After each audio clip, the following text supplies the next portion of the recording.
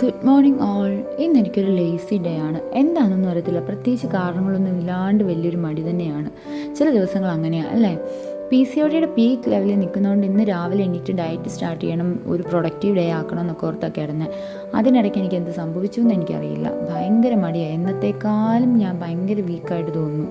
ഇനിയും ലേറ്റ് ആയി കഴിഞ്ഞ് ഇന്നത്തെ ഒരു കാര്യം നടക്കില്ലെന്ന് തോന്നിയുകൊണ്ട് പതിയെ എണീറ്റ് ബ്രഷൊക്കെ ചെയ്ത് ഫേസൊക്കെ ഒന്ന് വാഷ് ചെയ്ത് കിച്ചണിലോട്ട് കയറാൻ ഓർത്തു.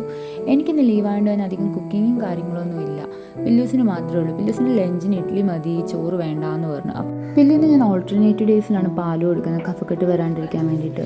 അതുകൊണ്ട് തന്നെ പില്ലൂസിന് ബൂസ്റ്റൊക്കെ കലക്കി കൊടുത്തു. ഞാനൊരു ചായ ഇടാന്ന് ഓർത്തപ്പം അവിടെയും പണിപാളി, അത് തിളച്ചാടിപ്പോയി. പിന്നെ ആകെ സെറ്റായത് ഇന്നലെ അരച്ച് വെച്ച മാവ് സെറ്റായിട്ടുണ്ട് ഇഡ്ഡലിക്കുള്ളത്. അങ്ങനെ അത് കാണുമ്പോൾ ഒരു സാറ്റിസ്ഫാക്ഷനാണ്. എനിക്കെന്താണെന്നറിയില്ല, നിങ്ങൾക്ക് ഇങ്ങനെയാണോ? എനിക്കിങ്ങനെ മാവ് പൊങ്ങിയിരിക്കാൻ ഒരു ഭയങ്കര സാറ്റിസ്ഫാക്ഷൻ ഫീൽ ചെയ്യും. അതിലിങ്ങനെ കുറേ നേരം ഇളക്കിക്കൊണ്ടൊക്കെ ഇരിക്കാൻ ഭയങ്കര ഇഷ്ടമാണ്.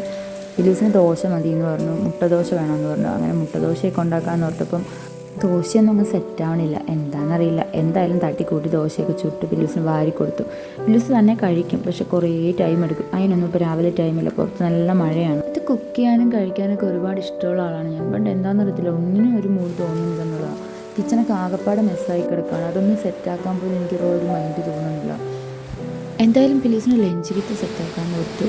ആൾക്ക് രാവിലത്തേക്ക് മിഡ് സ്നാക്കിനായിട്ട് മാംഗോ കട്ട് ചെയ്തിട്ടാണ് കൊടുത്തു വിടുന്നത്. ഉച്ചത്തേക്ക് ലഞ്ചിന് ചോറ് വേണ്ടാന്ന് പറഞ്ഞുകൊണ്ട് തന്നെ ഇഡ്ഡലി മതി, ക്യൂബ് ആക്കിയിട്ട് കൊടുത്താൽ ആൾക്ക് കഴിക്കാൻ എളുപ്പമാകുമല്ലോ എന്ന് ഓർത്താണ് ഞാൻ അങ്ങനെ ഇട്ടിരിക്കുന്നത്. ഷുഗർ മതി, കറി വേണ്ടാന്ന് പറഞ്ഞു. അങ്ങനെ ഷുഗർ വെച്ചിട്ടുണ്ട്.